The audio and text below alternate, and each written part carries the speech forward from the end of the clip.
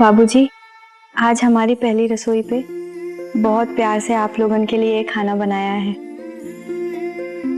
आप सबकी पसंद नापसंद हमको नहीं पता, लेकिन कोशिश पूरी की है कि आपको ये खाना अच्छा लगे।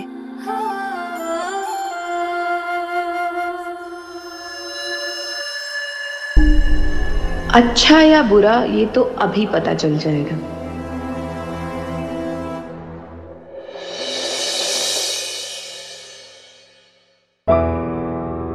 ये पीतल के पुराने बर्तन किसने निकाले? कांच के तो बर्तन थे ना, कहाँ गए? माँ जी, ये सारे पीतल के बर्तन हमने निकाले हैं। आप तो जानती होंगी कि पीतल के बर्तन में खाना खाना सेहत के लिए बहुत अच्छा होता है। और ये पीतल हमारी हड्डी और खून दोनों के लिए ही बहुत अच्छा होता है। बस बस बस बिंदिया, अरे आज तुम्हारी पहली रसोई है, विज्ञान का क्लास नहीं चल रहा है जो तुम हम लोगों को इतना सिखा रही हो।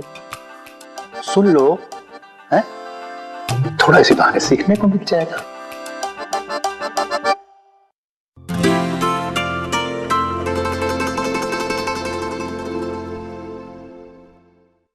अरे नहीं नहीं बिंदिया, मैं नहीं खाऊंगी। तो क्या है ना, मेरी फास्टिंग है। क्या? तुम कब से फास्ट रखने लगी? अरे पापा जी, वो वाली फास्टिंग नहीं, इंटरमिटेंट फास्टिंग, वो वेट लॉस के लिए। तो मैं 16 घंटे तक कुछ खाने नहीं वाली। पर 16 घंटों के लिए अपने पति का दिमाग जी भर के खा सकती हूँ, है ना?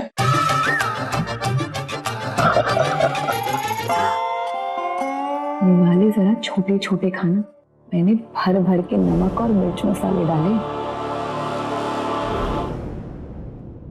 नहीं, हमको भूख नहीं है बिंदी। भल्लू, थोड़ा तो खा ले। प्लीज बिंदी, हम नहीं खा पाएंगे। थोड़ा सा खा। आज बिंदिया की पहली रसोई की रस्म है, थोड़ा सा खा लो। अब यहाँ पे आग्रह दुराग्रह ही चलता रहेगा। खाने के टेबल पे बैठे हैं सब, तो खा लो चुपचाप।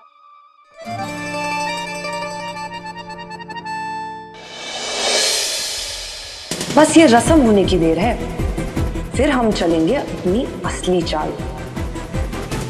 हाँ, एक और।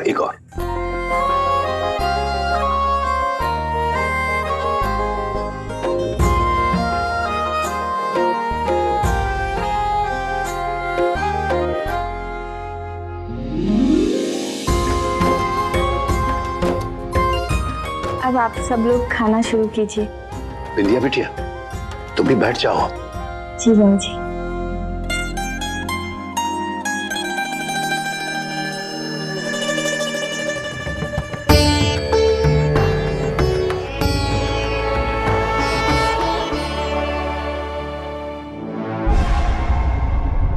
हे अम्बे माँ, सबको खाना बहुत अच्छा लगे। अब शुरू करो सब लोग।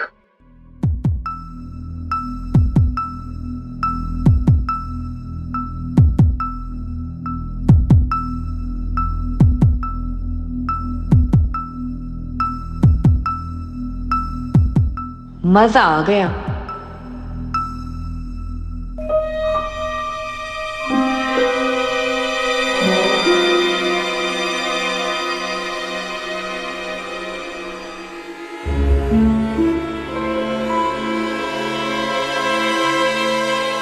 लगता है हमारी टेंशन में बिन्नी ने खाने का सत्यानाश कर दिया। अब क्या करें, हमारा असर ही ऐसा है इस स्टूपिड बिंदी पर। वाह, हलवा ना बिल्कुल दादी के हाथ के हलवा जैसा बना है।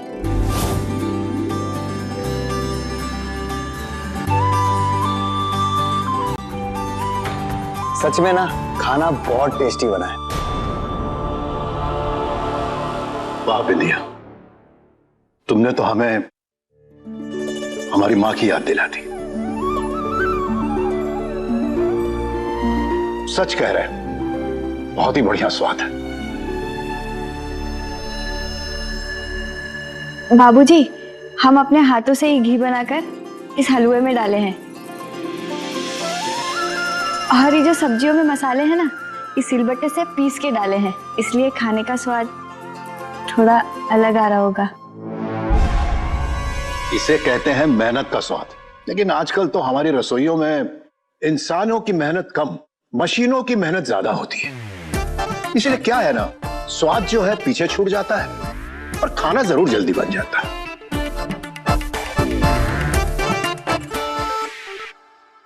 क्यों इंदु?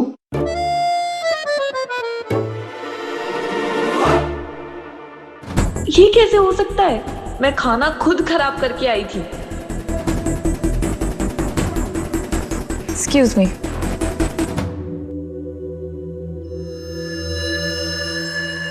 पल्लू, तू तो खा खाना, अभी तक एक निवाला भी नहीं खाई है।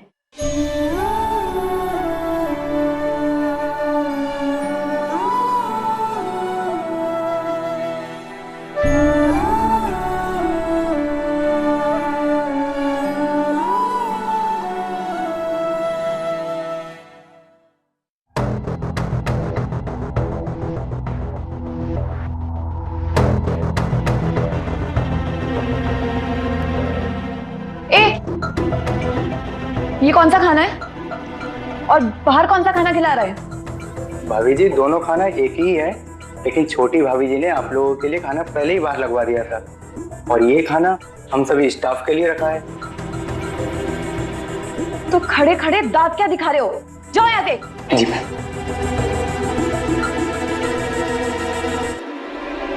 ये बिंदिया भी ना हर बार बाल बाल बच जाती है। पता नहीं कौन सा रक्षा कवच है इसके पास।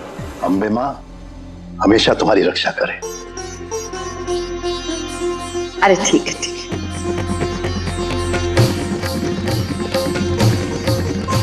अरे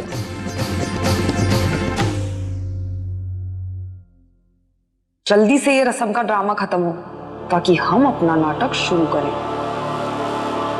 बहू की पहली रसोई में हम सबको इतना स्वादिष्ट खाना खाने को मिला,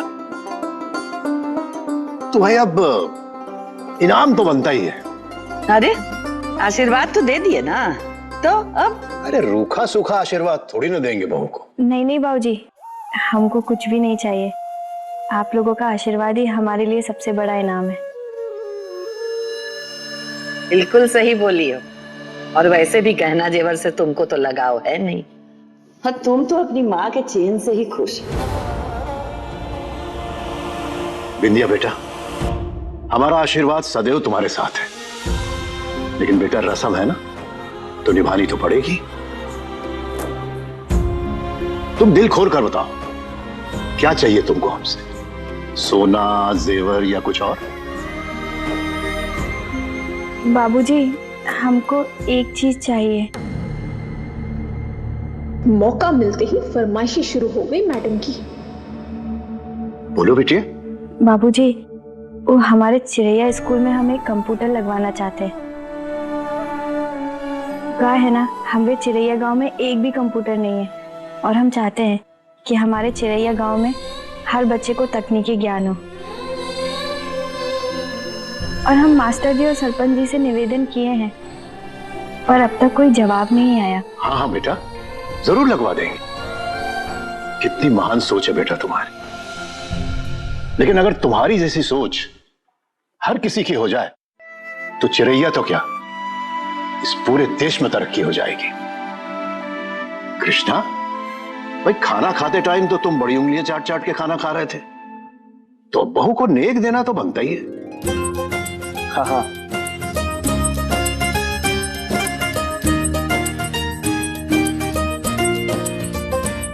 हमारे पास तो कुछ भी नहीं है पापा। अरे नहीं नहीं बाबूजी, हमको और कुछ नहीं चाहिए। कृष्णा जी जैसे जीवन साथी और आप जैसा परिवार मिल गया, और हमको क्या ही चाहिए होगा। देखो बेटा, बहू मान गई ये अलग बात है, लेकिन नेक तो तुम्हें देना ही पड़ेगा। यूं समझ लो कि ये उपहार तुम्हारे ऊपर उधार रहा। अरे विक्रम, तुम्हें देखकर तो लग रहा है कि खाना सच में ही बहुत टेस्टी बना है। एक काम करती हूँ, मैं भी खा ही लेती हूँ। फास्टिंग का क्या है, कलवल कर लूंगी। ओह नो साक्षी, तुम लेट हो गई। खाना तो पूरा खत्म हो गया।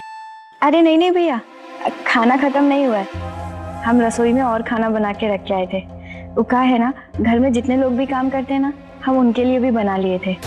हम अभी लेके आते हैं। क्या बात है बिंदिया, तुमने घर वालों के साथ साथ हमारे पूरे स्टाफ का भी ख्याल रखा। वाकई तुम सबसे अलग हो।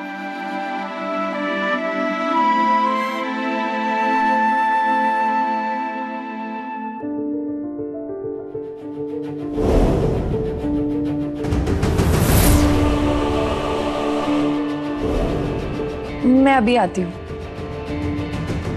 सपना इधर,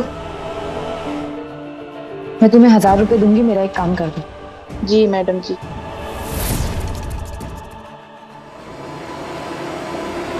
छोटी भाभी जी, कुछ चाहिए था क्या आपको? नहीं नहीं, वो बाहर खाना खत्म हो गया था ना, इसलिए भाभी के लिए थोड़ा लेने आए थे।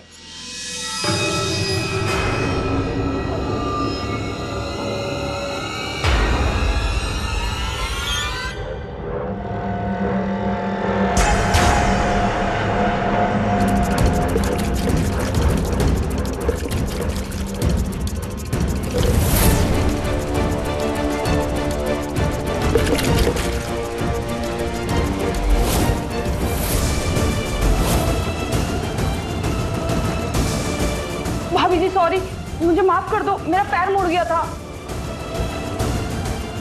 ये अम्बे माँ, सारा खाना खराब हो गया। अब क्या करेंगे हम?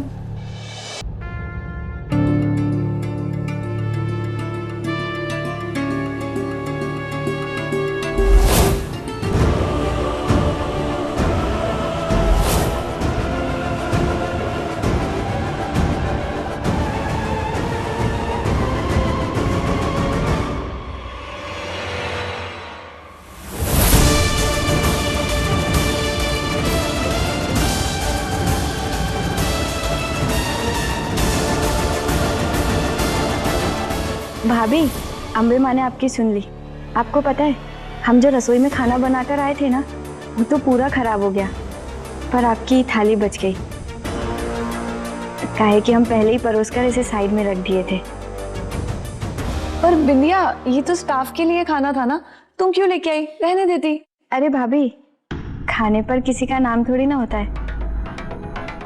आप आराम से खाइए, हम अभी अलट पलट चलट करके उनके लिए भी बना लेंगे। अरे साक्षी, खीर तो खा के देखो, बहुत यम्मी बनी है। खाओ खाओ। भाभी खाइए ना। खाओ ना।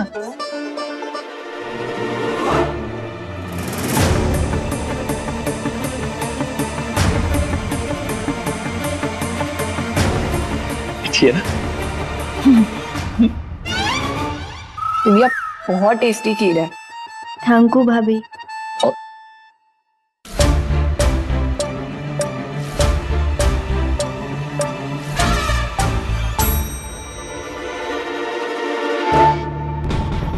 यही मौका है, इससे पहले कि कोई हमको यहाँ से जाने कहे, हमको अपनी बात रख देनी चाहिए। हम आप लोगों से कुछ कहना चाहते हैं। आप सब लोगों ने हमको अपने घर पे रखा, उसके लिए दिल से थैंक यू। आप लोग कितने अच्छे हैं, स्पेशली हमारे जीजू। जितनी भी देर हम यहाँ रहे, हमको बहुत अच्छा लगा, लेकिन अब हम अपने घर जाना चाहते हैं। अरे नहीं नहीं, तुम अभी ठीक नहीं हो। तो ठीक हो जाएंगे। देखिए जीजू, हम बहुत ज्यादा घबरा गए थे, इसलिए यहाँ आ गए अपनी बहन के पास। लेकिन अब हम तय कर लिए हैं, कैसे भी करके अपने आप को संभाल लेंगे। हम ना अपना बैग लेकर आते हैं। ठीक है।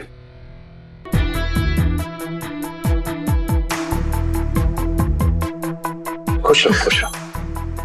खुश रह, खुश। ध्यान रखना अपना। जा।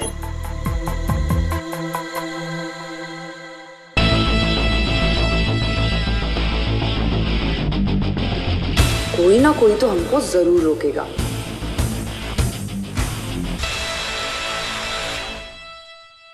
हम पल्लू की मदद करके आते हैं।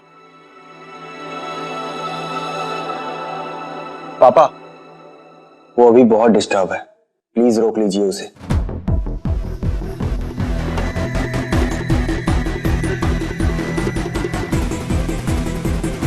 लगता है यहाँ हमको रोकने वाला कोई भी नहीं है। अब हमको ही कुछ करना पड़ेगा, पर क्या करें?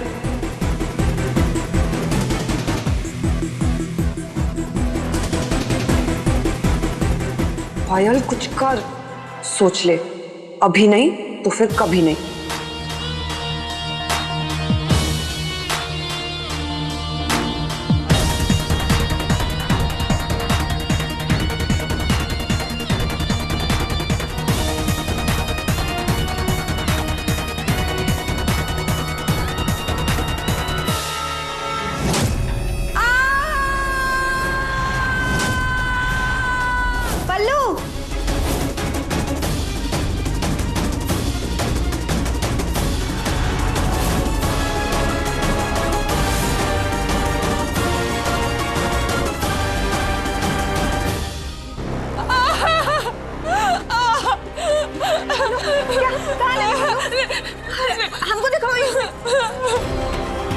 ये दर्द हम सह लेंगे, पर देखते हैं हमें अब घर से कौन निकालता है।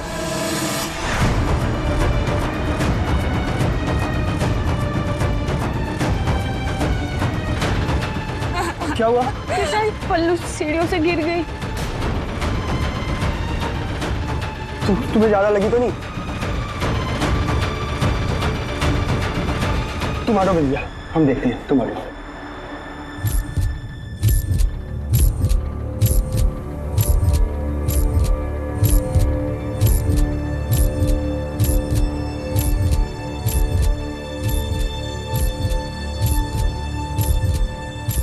भैया, विक्रम भैया, आप डॉक्टर को जल्दी बुलाइए, हमें लगता है कहीं फ्रैक्चर ना हो गया।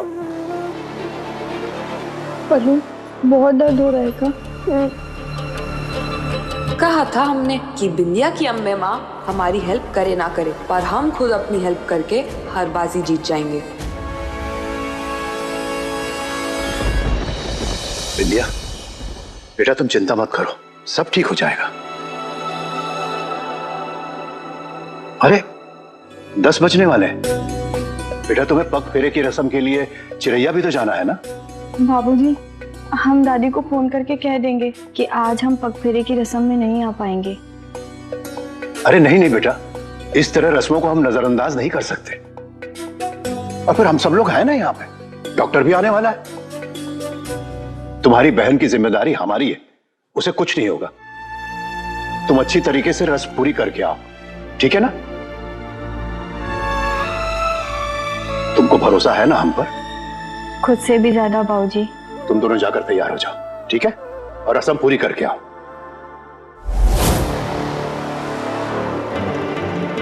कृष्णा, हम तुमसे बात कर रहे हैं, तुम्हें जाना है बिंदिया के साथ।